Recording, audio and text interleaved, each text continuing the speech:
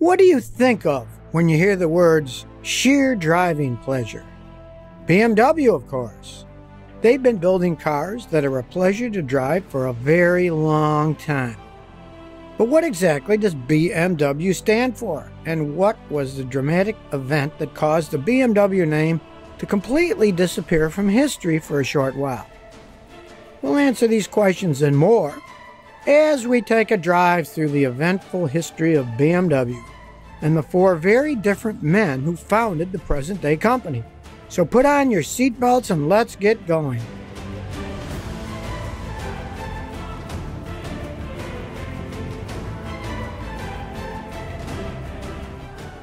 It's the early days of World War I. It's a very different conflict from previous wars. This is the first major conflict where aircrafts are used. In the beginning, they are used mostly for reconnaissance. Unarmed planes fly over enemy lines to spy on the enemy below, dodging ground-to-air fire.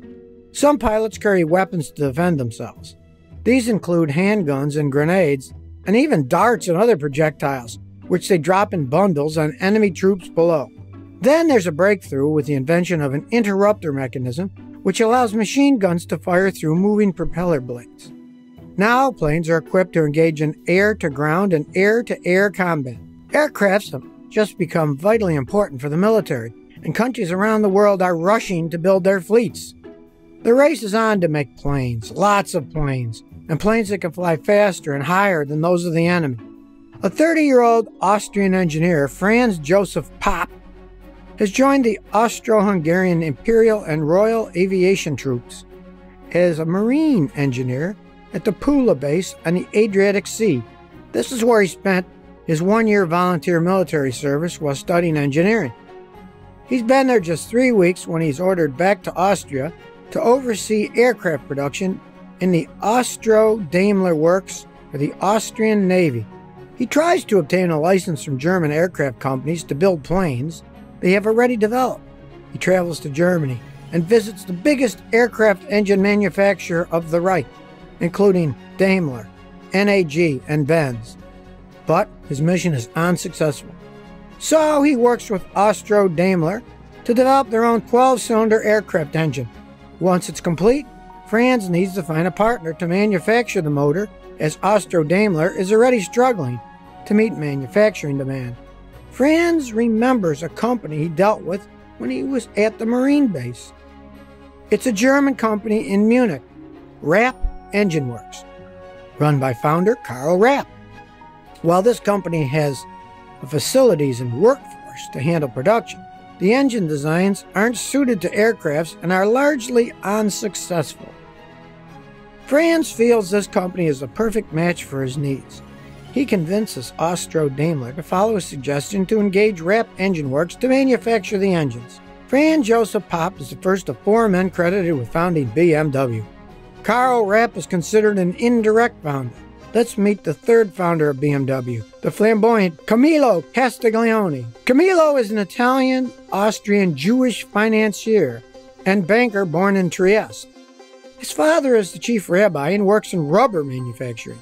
Camillo is educated in law, but quickly developed skills in financing at his first job at an automobile tire company. He is passionate about flying, and one of his first companies is a ballooning business. He has his personal balloon driver license and owns an aircraft company. He is a flamboyant character who has some notorious dealings and, at times, is the richest man in Central Europe. He is also a great philanthropist and patron of the arts. He buys Kaiser Karl's private parlor car and travels with great pomp and ceremony. But it's majority shareholding in Austro-Daimler, which is the reason for his involvement in the founding of BMW. Camillo is highly supportive of Franz's recommendation to have Rapp Engine Works manufacture the Austro-Daimler engines. He sways the decision of the board. The license is granted and production of the engine begins. But now Franz has a problem. He's not happy with some of the manufacturing decisions at Rapp Engine Works. He's concerned that the company won't meet the targets. There's a lot on the line for him. So, in order to ensure orders are met on time, he takes on the role of factory manager. He also knows the company needs more talent when it comes to making such aircraft engines. Enter Max Friz, Max is one of the most talented mechanical engineers of the generation. He designs the first practical German aircraft engine in 1913 while working at Daimler Motors in Germany, where he also meets Karl Rapp, who works there for a time as a technical designer. Max also designs the automobile engine that wins the French Grand Prix in 1914. Now, it's 1917. Max is unhappy at Daimler. Paul Daimler, who is chief engineer, ignores his suggestion on engine development. Max is interested in developing an oversized high-compression engine, but Paul Daimler wants to use supercharger technology. So Max applies for a position at Rapp Engine Works. Karl is going to turn him down, but Franz knows that they need new talent, so he pushes Karl to hire Max. Now, Max has the space for his dreams and his designs to soar, quite literally. Max quickly puts out his new ideas into practice and gets to work developing a new aero engine. These first BMW engines, the BMW 3 and BMW 4 aircraft engines, are moderately successful. With the success of these first engines, the company is reorganized. Karl's contract is terminated and he leaves the company he created. Franz becomes the managing director. The company is renamed the BMW-motorrad.lv GmbH, or BMW, is born. Bayerisch is German for Bavaria. This is a state in the southeast of Germany that only became part of Germany in the early 20th century. Motorenwerk is German for motorworks, and the GmbH is roughly the equivalent of company. So the English translation is Bavarian Motor Works Company. Back to our story. Max makes a real breakthrough with the high-altitude BMW 3A engine. He develops a high-altitude carburetor which adjusts the richness of the fuel-air mixture according to the aircraft's altitude. The BMW engine enables the aircraft to climb higher than any Allied opponents that it encounters in combat. It's highly maneuverable at all speeds and altitudes. It gives the Fokker D-7 and Junkers planes a decisive advantage in combat, making them a match for any of the British or French fighter planes. It is also a record beater.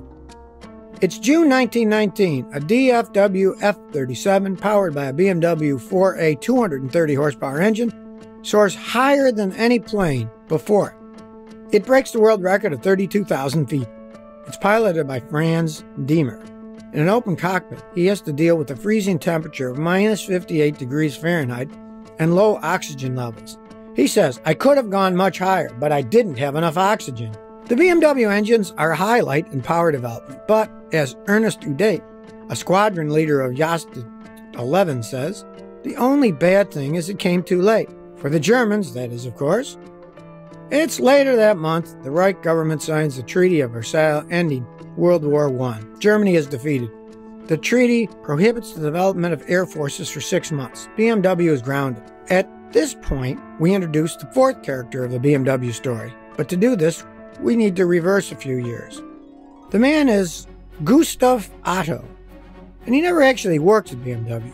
He is the son of Nicholas Otto, an engineer, but not just any engineer. Nicholas invents the 4-stroke internal combustion engine. It's no wonder his son, Gustav, loves engines. Gustav races cars and motorcycles and even builds his own plane. It's 1915. Gustav is under a lot of pressure.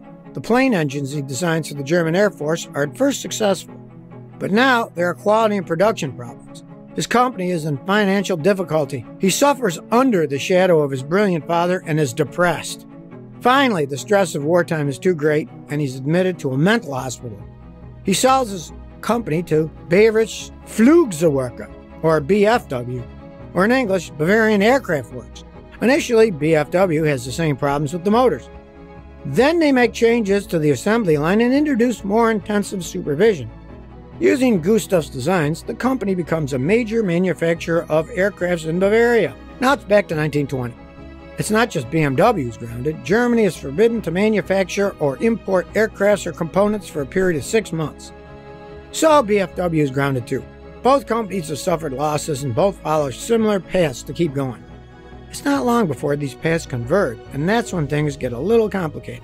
BFW begins manufacturing motorcycles of their own design under the brand names Blink and Helios. In the meantime, BMW, Max designs the BMW M2B15. a 492cc longitudinal flat twin inspired by the Douglas motorcycle engine, a British motorcycle manufacturing company. It is originally intended to be a portable industrial engine, but its main use becomes a motorcycle engine. It's used on the Helios engines of BMW. But BMW doesn't only manufacture engines for industrial machines, they also make railway brakes. And their brakes are so successful, a Berlin-based brakes company, Knorr-Bremse AG, buys them. BMW's manufacturing facilities are relocated to Munich. The company now focuses on brakes with little interest in motor engines for aircrafts and automobiles. And with that move, the BMW name completely vanishes from the scene.